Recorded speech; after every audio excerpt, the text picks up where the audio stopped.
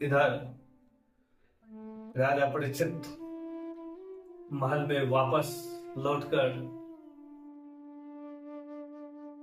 जब राजा ने अपना मुकुट उतारा तो उनको अपनी गलती का बोध होता है, लेकिन बहुत क्षमा प्रार्थना के बाद भी उन्हें श्राप से मुक्ति नहीं मिली। राजा परीक्षित मंत्रियों से कहते हैं, ब्राह्मणों के द्वारा मुझे श्राप पड़ गया है, मृत्यु तो निश्चित है। वेदवादी लोग कहते हैं, मणि धारण करने वाले सिद्धि जनों के लिए क्या संभव नहीं है। पूर्व काल में किसी ऋषि पत्नी को सर्प काट लिया था तो वे ऋषि अपनी आधी आयु देकर उस श्रेष्ठ अप्सरा को जीवित कर दिया था। बुद्धिमान लोग को चाहिए कि वो भविष्यता पर विश्वास ना करें, उपाय भी करें। इस लोक या परलोक में कोई ऐसा मनुष्य नहीं है जो केवल भाग्य के भरोसे उद्यम ना करता।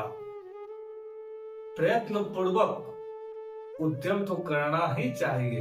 यदि सफलता ना मिले तो बुद्धिमान मनुष्य मन में विश्वास कर ले कि दैव यहाँ प्रबल है। राजा परीक्षित मंत्री से कहकर उत्तम रक्षकों की व्यवस्था करके एक 7 तल वाला उत्तम राजभवन बनाकर उसी क्षण अपने मंत्रियों के साथ उस पर चढ़ गए। उस भवन की सम्यक सुरक्षा के लिए मणि मंत्रधारी वीरों की नियुक्ति किया गया और उसके बाद राजा ने गौरमुख मणि को कविजात के पास उन्हें प्रसन्न करने के उद्देश्य से भेजा और कहलाया कि मुझ सेवक का अपराध बार बार क्षमा करे। तत्पश्चात राजा ने मंत्र प्रयोग में निपुण ब्राह्मणों को रक्षा कार्य के निमित्त चारों ओर नियुक्त कर दिया। जिसने महल के चारों ओर हाथियों का घेरा स्थापित कराया, विशेष रूप से रक्षित उस महल पर कोई चढ़ न सके। इस तरह से उस महल के चारों ओर सुरक्षा कवच बनाया। महल के भीतर वायु भी संचरण नहीं हो पाता था, ऐसी सुरक्षा व्यवस्था था, क्योंकि उसका प्रवेश सर्वथा वर्जित था। राजा वहीं स्थित रहकर भोजनादि करने लगे। वहीं पर रहते हुए वहां से नित्य कार्य वहीं से करते थे और वहीं से अपना राज्य भी चलाने लगे। समस्त राज्यों को संचालित वहीं से करते थे। इसी बीच ऋषि कश्यप नामक मंत्र विशेषज्ञ ब्राह्मण ने सुना कि राजा परीक्षित को सर्प द्वारा काटे जाने का श्राप प्राप्त हुआ है। उस धनाभिलाषी ब्राह्मण श्रेष्ठ कश्यप ने विचार किया कि मुनि के द्वारा स्थापित राजा इस समय जहां रह रहे हैं, मैं वहीं पर जाऊंगा। ऐसा निश्चय करके मंत्रज्ञ विद्वान तथा धनाभिलाषी वह कश्यप नामक मुनि श्रेष्ठ अपने घर से निकलकर रास्ते पर चल पड़ा। सूत जी बोले, उसी दिन तक्षक नामक नाग निर्श्रेष्ठ परीक्षित को शापित जानकर एक उत्तम मनुष्य का रूप धारण करके अपने घर से शीघ्र निकल पड़ा। वृद्ध ब्राह्मण के वेश में रास्ते पर चलते हुए उस तक्षक ने महाराज परीक्षित के यहाँ जाते हुए कश्यप को देखा।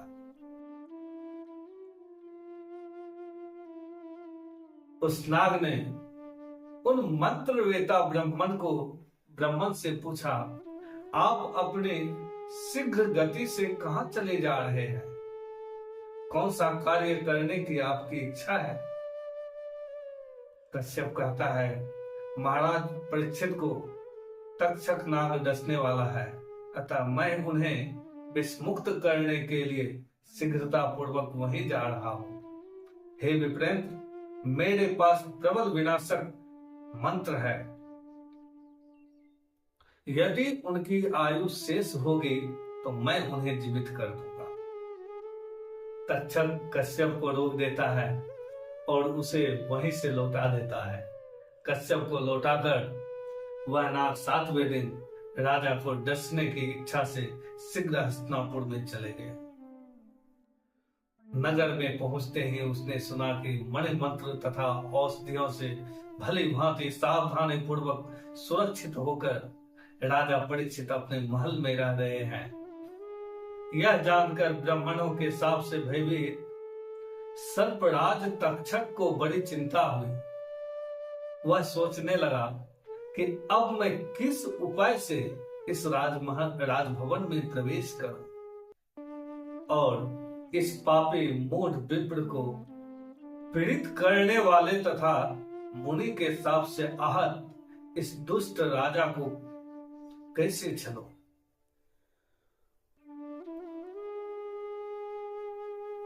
पांडव वंश में ऐसा कोई नहीं हुआ जिसने इस प्रकार पांडव वंश में ऐसा कोई नहीं हुआ जिसने इस प्रकार किसी तपस्वी ब्राह्मण के गले में मृत सर्प डाल दिया हो। ऐसा निंदित कर्म करके काल चक्र को जानते हुए भी यह राजा भवन में रक्षकों की नियुक्ति करके राजभवन में छिपकर मृत्यु को वंचना कर रहा है और निश्चिंत होकर पड़ा है।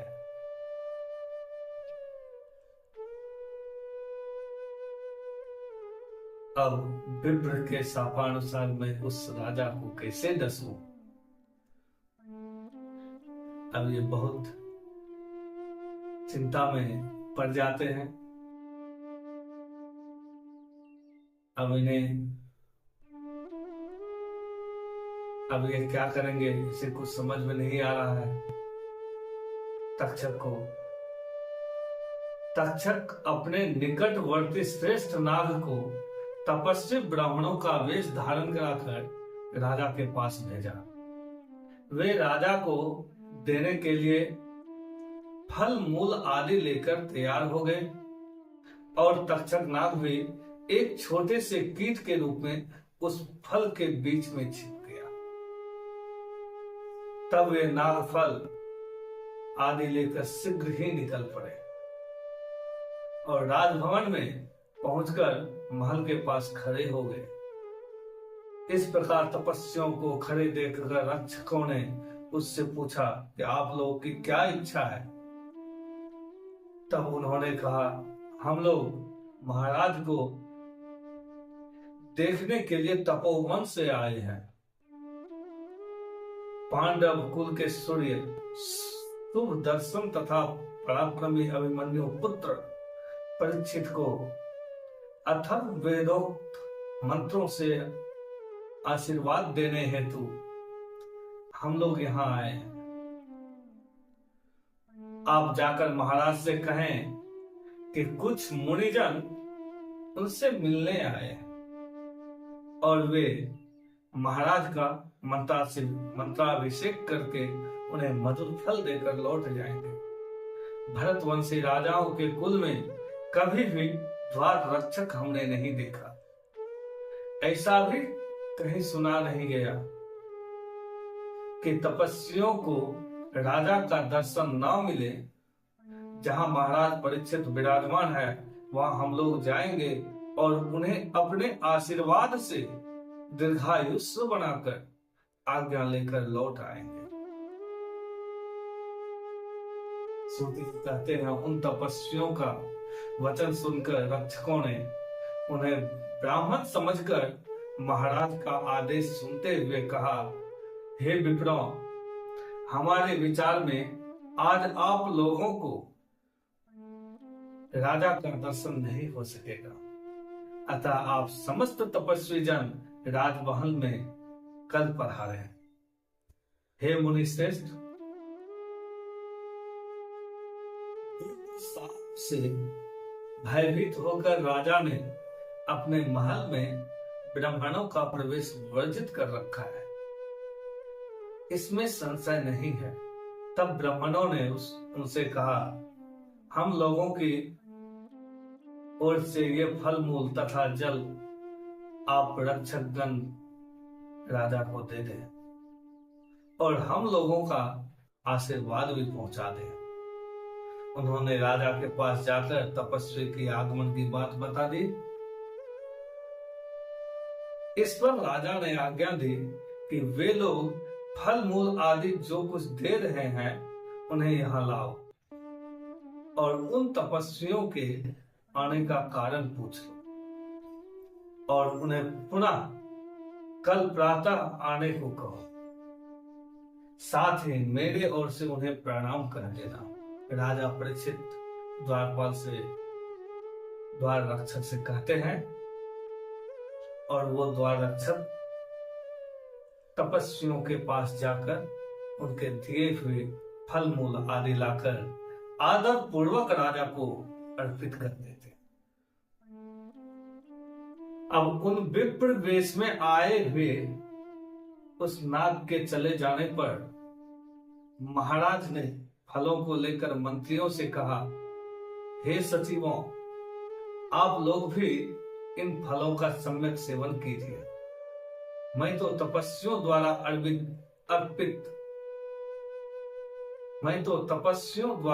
अर्पित यही एक बड़ा फल खाऊंगा। ऐसा कहकर राजा परीक्षित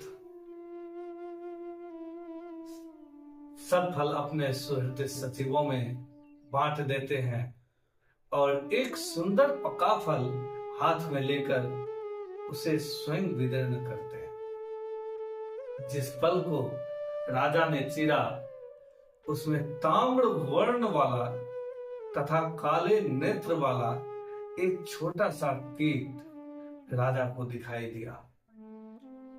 उसे देखकर राजा ने अपने आश्चर्यचकित मंत्रियों से कहा, सूर्य अस्त हो रहे हैं, अतः अब मुझे विष का भय नहीं है।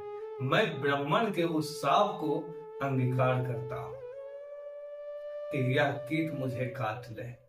और यह कहकर महाराज परीक्षित उसे अपने गले पर रख लिया। सूर्य अस्त होते ही गले पर स्थित वह कीट साक्षात काल स्वरूप भयानक तक्षक रूप में परिणत हो गया। उस नाग ने तत्काल राजा को लपेट लिया। वहां महान हाहाकार मच गया। तक्षक के मुख से विष जनित भयंकर आग की ज्वालाएं उठने लगी।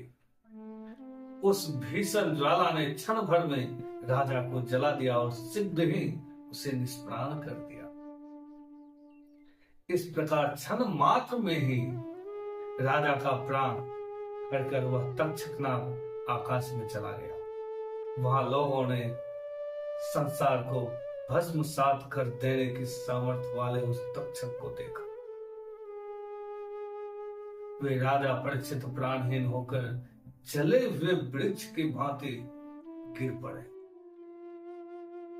और राजा को मृत देखकर सभी विलाप करने लगते हैं। अब सूत जी कहते हैं, सभी मंत्रियों ने उनके पुत्र जन्मेजय को अबोध जानकर अकाल मृत्यु को प्राप्त राजा परीक्षित की और्ध्वदैहिक क्रिया राजा के पुरोहित द्वारा वैदिक मंत्रों के साथ विधिवत संपन्न की गई। पूर्ववत मैंने बताया था, जब भगवान वेदव्यास जी के अंदर पुत्र मोह उत्पन्न हुआ था, शास्त्र के अनुसार यदि पुत्रहीन होने पर या पुत्र के रहते हुए पुत्र के हाथ से पिंडदान नहीं होता है तो वे प्रेत योनि में ही विचरण करते रहते हैं। और वैसे भी जिसकी अकाल मृत्यु होती है वह तब तक प्रेत योनि में भटकता है जब तक कि उसकी आयु पूरी ना हो जाए। तत्पश्चात मंत्रियों ने प्रजाओं के प्रति संबोधन करने वाले राजपुत्र जन्मेजय को शुभ मुहूर्त में सुंदर राज सिंहासन पर आसीन करते हैं। उनकी 11 वर्ष की अवस्था होने पर कुल पुरोहित कृपाचार्य ने उन्हें यथोचित शिक्षा प्रदान करते हैं, उन्हें सम्यक रूप से ग्रहण करते हैं। जिस प्रकार द्रोणाचार्य ने अर्जुन को, परशुराम ने कर्ण को धनुर्विद्या में प्रशिक्षित किया था, उसी प्रकार कृपाचार्य ने जन्मेजय को धनुर्विद्या प्रदान की।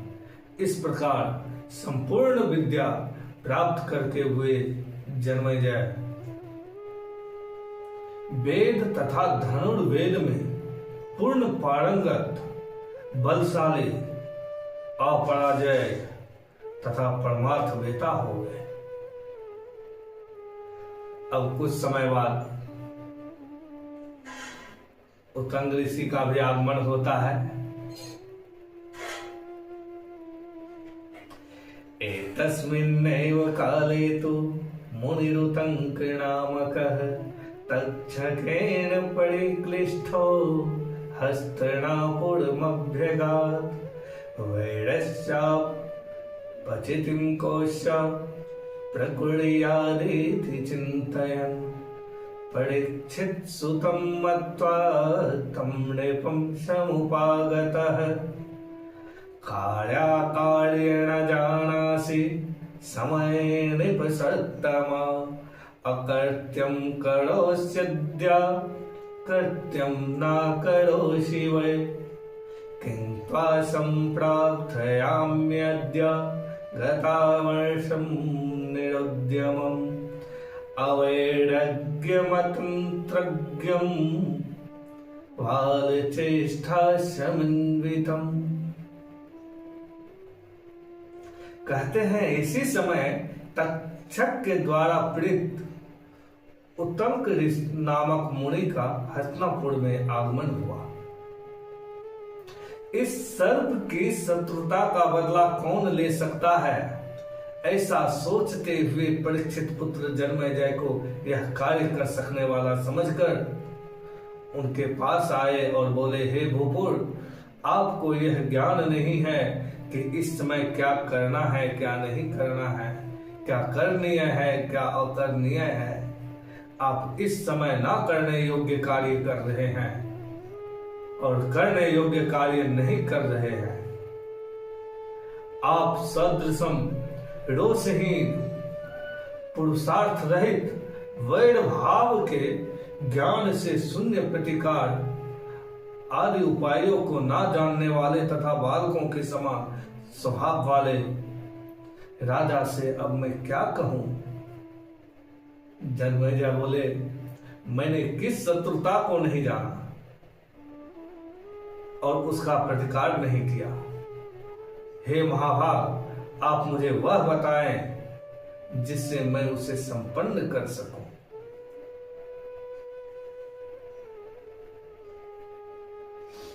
उत्तंक बोले, हे राजन, आपके पिता परीक्षित उस दुष्टात्मा तक्षक नाग द्वारा मार डाले गए थे।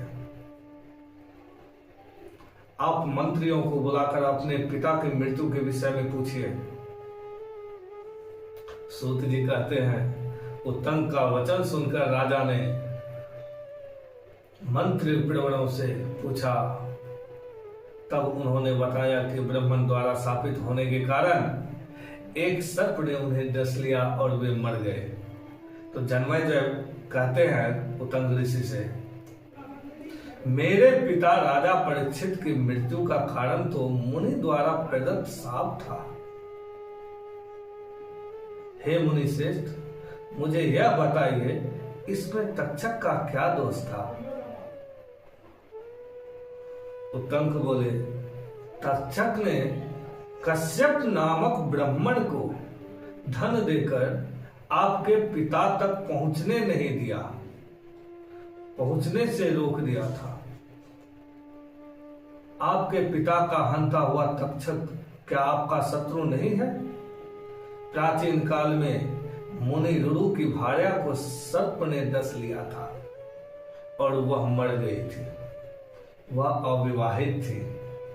मुनि रुरु ने अपने उस प्रिया को पुनः जीवित कर दिया और उन्होंने वहीं पर अत्यंत भीषण प्रतिज्ञा की कि मैं जिस किसी भी सर्प को देखूंगा उसे तत्काल अपने आयुध से मार डालूंगा। हे राजन,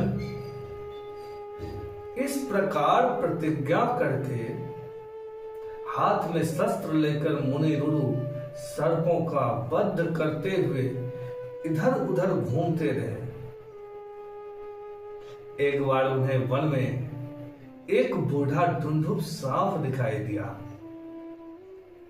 वे लाठी उठाकर रोषपूर्ण उसे मारने के लिए तत्पर हुए। तब ढुंढुर उन ब्राह्मण से कहा, हे विप्र, मैं आपके प्रति कोई अपराध नहीं कर रहा हूं, तो फिर आप मुझे क्यों मार रहे हैं? रुरु बोले, मेरी प्राण प्रिय भार्या को सर्प ने डस लिया था और उसकी मृत्यु हो गई थी। अतः हे सर्प, उसी समय से दुखित होकर मैंने ऐसी प्रतिज्ञा कर ली। ढुंढुर कहते हैं, मैं किसी को काटता नहीं और जो सर्प काटता है वे दूसरे होते हैं। इसलिए सर्प सदृश शरीर होने के कारण मुझे आप मत मारिए। उत्तंक कहते हैं, मनुष्य के समान उसकी सुंदर वाणी सुनकर रुरु ने पूछा, तुम कौन हो और ढुंढुर योनि को कैसे प्राप्त हो गए? सर्प कहते हैं, हे विप्र, पहले मैं ब्राह्मण था और खगम नामक मेरा एक ब्राह्मण मित्र था। वह धर्मात्माओं में श्रेष्ठ, सत्यवादी तथा जितेंद्रिय था। एक बार अपने मूर्खतावश मैंने तृण का सर्प बनाकर उसे धोखा में डाल दिया। उस समय वह अग्निहोत्र गृह में विद्यमान था। सर्प को देखकर अत्यंत डर गया। भय से थर थर कांपते हुए उस ब्राह्मण ने विबल होकर मुझे श्राप दे दिया। हे मंदबुद्धि, तुमने सर्प दिखाकर मुझे डराया है, अतः तुम सर्प हो जाओ। सर्प रूप में मैंने उस ब्राह्मण की बड़ी प्रार्थना की। तब उस ब्राह्मण ने क्रोध से थोड़ा शांत होने पर मुझसे कहा, हे सर्प, प्रमति पुत्र रुरु तुम्हें इस शाप से मुक्त करेंगे। उन्होंने यह बात स्वयं मुझसे कही थी। मैं वही सर्प हूं और आप रुरु है। आप मेरे वचन को ध्यान पूर्वक सुने। ब्राह्मणों के लिए अहिंसा परम धर्म है। अहिंसा परमो धर्मा, इसमें कोई संदेह नहीं। अतः विद्वान ब्राह्मण को चाहिए कि वह सर्वत्र दया करे। हे विप्रवर, यज्ञ से अतिरिक्त कहीं भी की गई हिंसा याज्ञ की हिंसा नहीं कहलाई जाती है, ना ही कही गई है। उत्तंक बोले, तब वह ब्राह्मण सर्प से मुक्त हो जाता है। इस प्रकार उस ब्राह्मण के शाप का अंत करके रुरु भी हिंसा छोड़ दी। उन्होंने मरे हुए उस सुंदरी को पुनः जीवित कर दिया और उसके साथ विवाह कर लिया।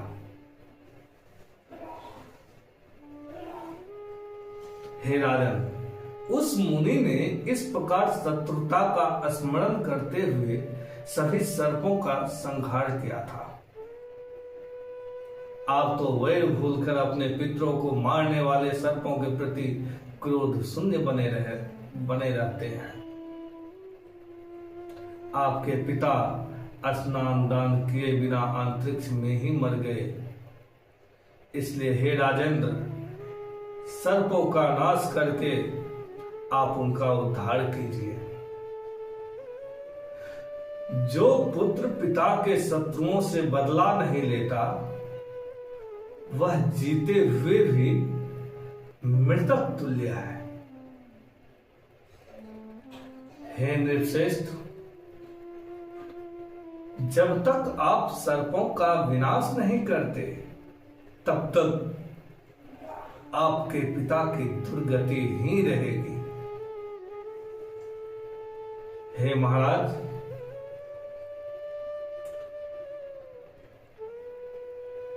आप व्यास जी से अपने पिता की शत्रुता का स्मरण करते हुए सब सत्र नामक यज्ञ कीजिए।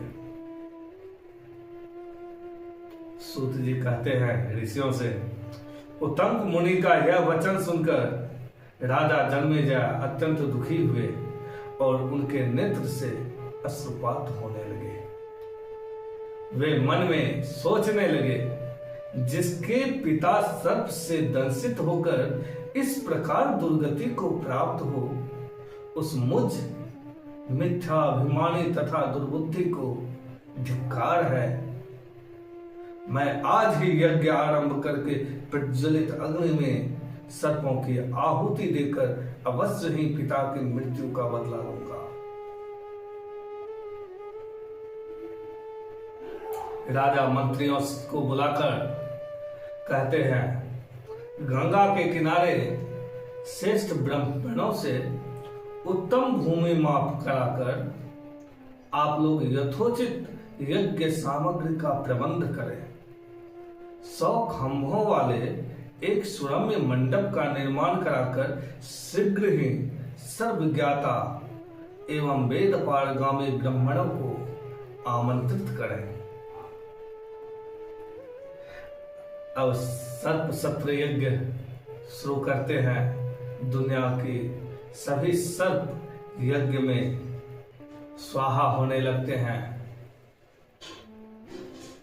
अभी तक तक्षक नहीं आया था।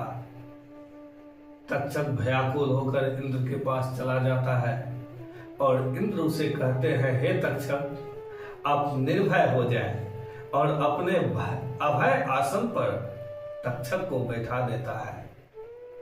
उत्तंग ऋषि को इस चीज की ज्ञान होता है कि इंद्र उसे संरक्षण दे रखा है। उत्तंक ऋषि इंद्र सहित तक्षक का आवाहन करने लगता है और इंद्र सहित तक्षक यज्ञ की ओर आने लगते हैं। तब तक्षक जरत्कारो पुत्र आस्तिक मुनि का स्मरण करते हैं और आस्तिक मुनि जहां यज्ञ होता है वहां पहुंचते हैं और राजा जन्मेजय का प्रशंसा करने लगते हैं। राजा जन्मेजय ने उस बालक को महान पंडित देखकर उसकी पूजा अर्चन करने के बाद राजा जन्मेजय अपने मनोवांछित वस्तु मांगने का उससे निवेदन किया। तब आस्तिक मुनि ने याचना की, हे महाभाग, इस यज्ञ को समाप्त कर दिया जाए। उसने राजा से बार बार ऐसी प्रार्थना की। तत्पश्चात मुनि के वचनानुसार राजा सर्पों का हवन बंद कर दिया और फिर वैशंपायन ऋषि उन्हें विस्तार पूर्वक महाभारत की कथा सुनाई। इससे भी उसे शांति नहीं मिली। तब राजा ने व्यास जी से पूछा, मुझे किस प्रकार शांति मिलेगी? मेरा मन अशांति के अग्नि में अत्यधिक दग्ध हो रहा है। मैं क्या करूं? आप मेरे पिता की शांति प्राप्ति का कोई उपाय बताइए जिससे वे शीघ्र ही स्वर्ग चले जाए। राजा का वचन सुनकर व्यास जी ने कहा, सुनो राजन प्रवक्ष्यामि पुराणं गुह्यमद्भुतं पुण्यं भागवतं नाम नानाख्यानयुतं शिवम् अध्यापितं मया पूर्वं सुखायात्मसुताय वै श्रावयामि नृपत्वामहे रहस्यं परमं मम धर्मार्थ काम मोक्षाणां कारणं श्रवणात् किल शूरं सुखदं नित्यं सर्वागम समुद्धृतम्। व्यास जी कहते हैं, हे राजन सुनिए, मैं आपसे एक पुनीत कल्याणकारक रहस्यमय अद्भुत विविध कथानकों से युक्त देवी भागवत पुराण कहेंगे। मैंने पूर्व काल में इसे अपने पुत्र सुखदेव को पढ़ाया था। मैं अपने परम रहस्यमय पुराण का श्रवण आपको कराऊंगा, जो सभी वेदों एवं शास्त्रों के सार रूप है, सार स्वरूप तथा धर्म अर्थ काम मोक्ष के कारणभूत। इस पुराण का श्रवण करने से यह मंगल तथा आनंद प्रदान करने वाला होता है।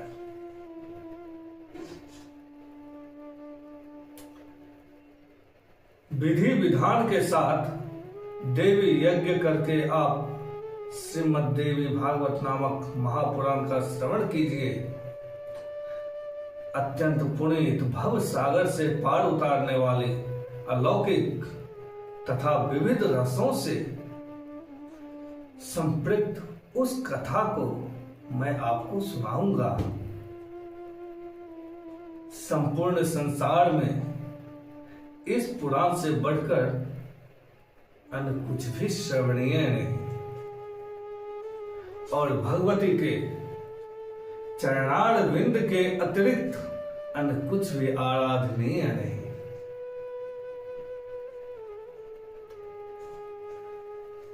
व्यास जी कहते हैं, हे नृपश्रेष्ठ, जिनके प्रेम पूरित हृदय में सदा भगवती विराजमान रहती है, वे ही सौभाग्यशाली ज्ञानवान एवं धन्य है। इस भारत भूमि पर वही लोग सदा दुखी दिखाई देते हैं जिन्होंने कभी भी महामाया अंबिका की आराधना नहीं की है। ब्रह्मा आदि सभी देवता भी जिन भगवती की आराधना में सर्वदा लीन रहते हैं, उनकी आराधना भला कौन मनुष्य नहीं करेगा। जो मनुष्य इस पुराण का नित्य श्रवण करता है, उसकी सभी कामनाएं पूर्ण हो जाती है। स्वयं भगवती ने भगवान विष्णु के समक्ष इस अतिश्रेष्ठ पुराण का वर्णन किया था। सर्व यज्ञेषु तीर्थेषु सर्वदानेषु यत्फलम् सकृत पुराण श्रवणा तत्फलम लभते नरः। मनुष्य सभी यज्ञों तीर्थों तथा दान आदि शुभ कर्मों का जो फल प्राप्त करता है, वही फल उसे केवल एक बार श्रीमद् भागवत पुराण के श्रवण से प्राप्त हो जाता है। सुधान त्रिवर्णेक एव नरः स्यात् जरामरः देव्या कथामृतम कुर्यात् कुलमेवा जरामरः। अमृत के पान से तो केवल एक ही मनुष्य अजर अमर होता है, किंतु भगवती की कथा रूप अमृत संपूर्ण कुल को अजर अमर बना देती है। अपुत्रो लभते पुत्रम दरिद्रो धनवान भवे, रोगी रोगात् विमुच्येत सिद्धा भागवतामृतम। वंध्या वा कात वंध्या वा मित्रवत्सा चायांगना, देवी भागवतम श्रुत्वा लभते पुत्र चिरायुष। अमृत स्वरूप इस श्रीमद् देवी भागवत के श्रवण से पुत्रहीन पुत्रवान हो जाता है, दरिद्र व्यक्ति धन से संपन्न हो जाते हैं, जो रोगग्रस्त मनुष्य रोग से मुक्त हो जाता है, बंध्या स्त्री या एक संतान वाली स्त्री अथवा वह स्त्री जिसकी संतान पैदा होकर मर जाती है, वे भी श्रीमद् देवी भागवत पुराण सुनकर दीर्घ आयु वाला पुत्र प्राप्त करती है। मां भगवती की कृपा से ही वासुदेव अपने पुत्र को प्राप्त किए थे। अहो, मां भगवती की श्रद्धा पूर्वक पूजन अर्चन व कथामृत का श्रवण करता है, वो देवी के सालोक के धाम को प्राप्त होता है। ऐसे ही सुद्युम्न की कथा है जो मैं आपको सुनाता हूं। कैसे सुद्युम्न पुरुषार्थ को प्राप्त कर देवी के सालोक के धाम को प्राप्त किए थे। विश्वान के एक पुत्र हुए जो श्राद्ध देव नाम से प्रसिद्ध थे। संतान रहित होने के कारण उन राजा श्राद्ध देव ने वशिष्ठ मुनि की अनुमति से पुत्रेष्ठी यज्ञ किया। तत्पश्चात मनु श्राद्ध देव की भार्या श्रद्धा ने यज्ञ के होता से प्रार्थना की, हे ब्राह्मण, आप कोई ऐसा उपाय करें जिससे मुझे कन्या की प्राप्ति हो। अतः होता ने मन में कन्या प्राप्ति का संकल्प करते हुए आहुति डाली और उसके विपरीत भाव के फलस्वरूप एक कन्या उत्पन्न हुई जिसका नाम इला रखा गया। इसके बाद पुत्री को देखकर उदास मन वाले राजा श्राद्ध देव ने गुरु वशिष्ठ से कहा, हे प्रभु, पुत्र प्राप्ति के लिए आपके संकल्प के विपरीत यह कन्या कैसे उत्पन्न हो गई। यह सुनकर महर्षि वशिष्ठ ने ध्यान लगाया। इसमें होता का व्यतिक्रम जानकर वे इला को पुत्र बनाने की कामना से ईश्वर के शरण में गए। मुनि के तप प्रभाव और भगवान की कृपा से सभी लोगों के देखते देखते इला कन्या से पुरुष में परिवर्तित हो गई। इसके बाद गुरु वशिष्ठ ने पूर्ण रूप से संस्कार करके उसका नाम सुद्युम्न रखा। वे मणुपुत्र सभी दीक्षा को ग्रहण किए। कुछ समय बीत जाने पर सुद्युम्न युवा हुए और एक दिन सिंधु देशीय घोड़े पर चढ़कर वे आखेट के लिए वन में निकल गए। अपने सहचरों के साथ वे कुमार सुद्युम्न एक वन से दूसरे वन में जाते हुए भटकते रहे और फिर संजोग से वो हिमालय की तलहटी के उस वन में पहुंच गए जहां किसी समय देवादिदेव भगवान शंकर अपने भार्या अपर्णा के साथ आनंदपूर्ण मुद्रा में रमण कर रहे थे। एक बार जब भगवान शंकर अपने भार्या अर्पणा के साथ आनंदपूर्ण मुद्रा में रमन कर रहे थे, उसी समय भगवान शंकर के दर्शनाभिलाषी मुनिगण वहां आ गए और उन्हें देखकर पार्वती लज्जित हो गई। तब शिव एवं पार्वती को रमन करते देख उत्तम व्रत धारण करने वाले वे मुनिगण वहां से लौटकर वैकुंठ धाम की ओर चल दिए। तदंतर अपनी प्रियतमा को प्रसन्न करने के लिए भगवान ने उस अरण्य को, उस वन को शाप दे दिया कि आज से जो भी पुरुष यहां प्रवेश करेगा वह स्त्री हो जाएगा।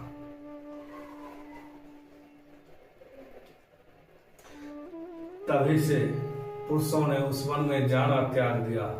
संयोगवश सुद्युम्न भी भटकते भटकते उसी वन में पहुंच जाते हैं और सुद्युम्न एक लावण्यमयी स्त्री के रूप में परिवर्तित हो जाती है। अपने सभी अनुचरों को पुरुष से स्त्री तथा घोड़ों को घोड़ियों के रूप में रूपांतरित हुआ देखकर सुद्युम्न आश्चर्यचकित हो गए। वह अब रूपवती तरुणी वन में इधर उधर विचरण करने लगी। एक बार वह वन में विचरते विचरते बुद्ध के आश्रम के समीप पहुंची। उस कमल के समान नयनों वाली उस सर्वांग सुंदरी तरुणी को देखकर कामदेव के बाणों से बिंधे हुए अंगों वाले भगवान बुद्ध उस पर मोहित हो गए। वह सुंदर भाव वाली युवती भी चंद्रपुत्र कुमार बुद्ध पर आसक्त हो गई और बुद्ध के साथ रमन करते हुए उनके आश्रम में रहने लगी। कुछ समय बाद बुद्ध ने उस तरुणी से पुरुरवा नामक पुत्र को उत्पन्न किया। इस प्रकार पुत्र बुद्ध के आश्रम में रहते हुए कई वर्ष बीत जाने पर किसी समय उसे अपने पूर्व वृत्तांत का स्मरण हो आया और वह दुखित होकर आश्रम से चली गई।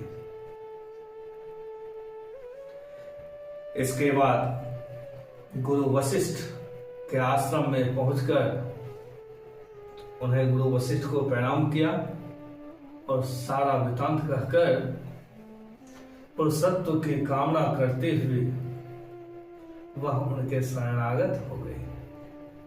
इस प्रकार सभी बातों को जानकर वशिष्ठ जी कैलाश पर्वत पर जाकर विधि विधान से भगवान शंकर की पूजा करके परम भक्ति से उनकी स्तुति करने लगे। अब वशिष्ठ जी भगवान शंकर से स्तुति करते हैं। नमो नमः शिवायास्तु शंकराय कपर्दिने गिरिजार्धांग देहाय नमस्ते चंद्रमौलय मृडाय सुखदात्रे ते नमः कैलासवासिने नीलकंठाय भक्तानां भुक्ति मुक्ति प्रदायिने शिवाय शिवरूपाय प्रपन्न भयहारिणे नमो वृषभवाहाय शरण्याय परात्मने ब्रह्म विष्णवे रूपाय सर्गस्थितिलयेषु च नमो देवाधिदेवाय वरदाय पुराणय यज्ञरूपाय यजतां फलदात्रे नमो नमः गंगाधराय सूर्य शिखिनेत्रायते नमः। इस प्रकार वशिष्ठ जी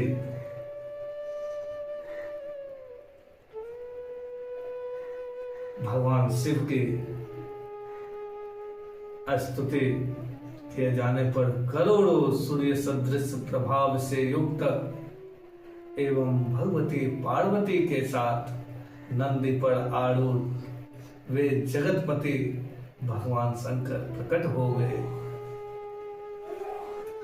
चांदी के पर्वत के समान प्रभाव वाले त्रिनेत्रधारी भगवान चंद्रशेखर शरण में आए हुए मुनिश्रेष्ठ वशिष्ठ से अत्यंत प्रसन्न होकर बोले,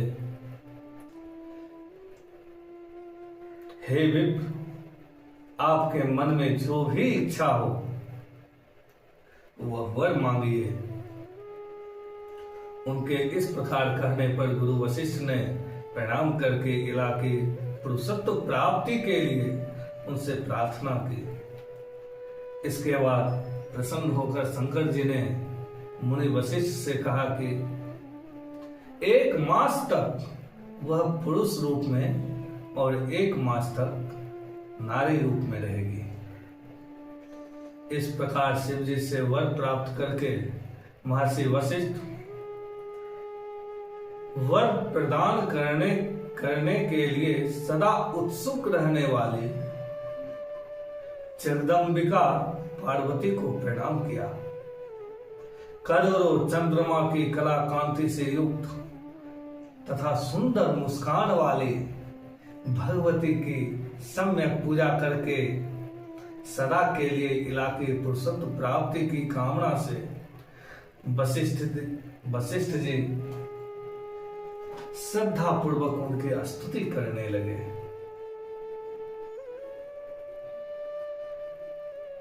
अब वशिष्ठ जी माँ भगवती, माँ पार्वती, जगत जननी जगदम्बा की स्तुति करते हैं और कहते हैं,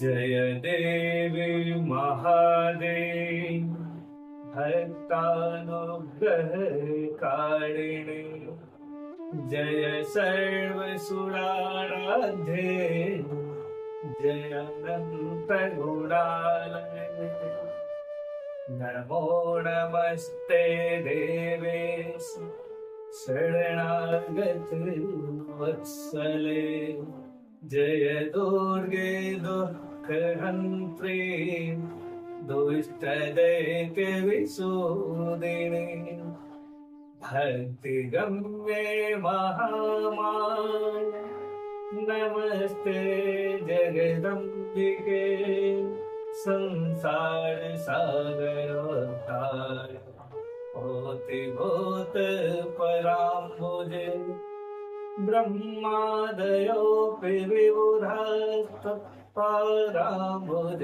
सेवया, विश्वस्वर्गस्थितलय प्रभो त्वं समवाप्नुयो, प्रसन्ना भव देवेशि चतुर्वर्ग प्रदायिने, त्रयस्तास्तोत्रं क्षमोदेव, केवलं प्रणतोऽस्म्यहम्, त्रयस्तां स्तोत्रं क्षमादेव, केवलं प्रणतोऽस्म्यहम्।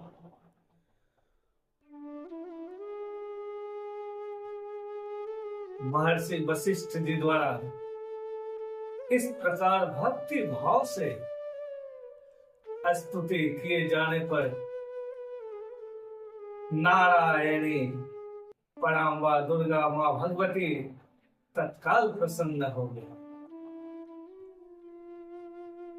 तदंतर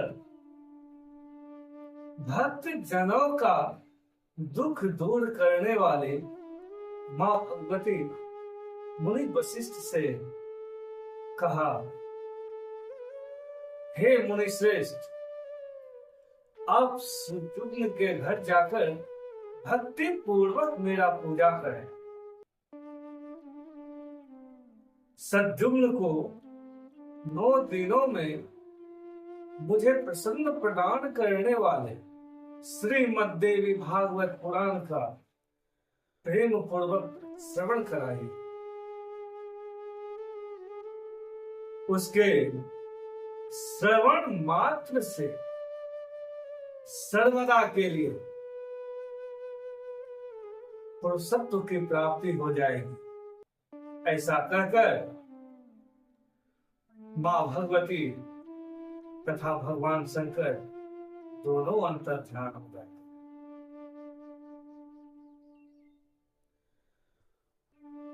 इसके पश्चात वशिष्ठ जी उस दिशा को नमस्कार करके अपने आश्रम को लौट आए और सुद्युम्न को बुलाकर उन्होंने देवी की आराधना करने के लिए उन्हें आदेश दिया। आश्विन मास के शुक्ल पक्ष में जगदम्बा की विधिवत पूजा करके वशिष्ठ ने राजा को नवरात्रि विधान के अनुसार श्रीमद् देवी भागवत पुराण सुनाया। इस प्रकार अमृत स्वरूप श्रीमद् देवी भागवत पुराण को भक्ति पूर्वक सुनकर और गुरु वशिष्ठ का पूजन वंदन करके सुद्युम्न ने सदा के लिए पुरुषत्व प्राप्त कर लिया। महर्षि वशिष्ठ ने सुद्युम्न का राजाभिषेक किया और वे प्रजाओं को प्रसन्न रखते हुए धर्म पूर्वक भूमंडल पर शासन करने लगे। सुद्युम्न अंत में श्रेष्ठ दक्षिणा वाले भांति भांति के यज्ञ किए और अंत में पुत्रों को राज्य शासन सौंपकर वे देवी के सालोक्य धाम को प्राप्त हुए।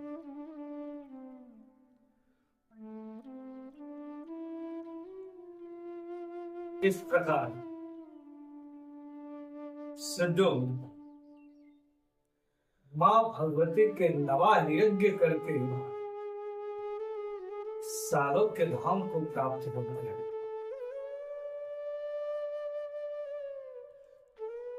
यदि कोई मनुष्य सद्भक्ति के साथ इसे पढ़ता है अथवा श्रवण करता है तो वह देवी की कृपा से इस लोक में संपूर्ण कामनाओं की प्राप्ति करके अंत में देवी के परम सत्व स्वरूप सालोक्य को प्राप्त कर लेता है। इसलिए हे राजन, आप विधिवत विधान के साथ नवाह यज्ञ करें।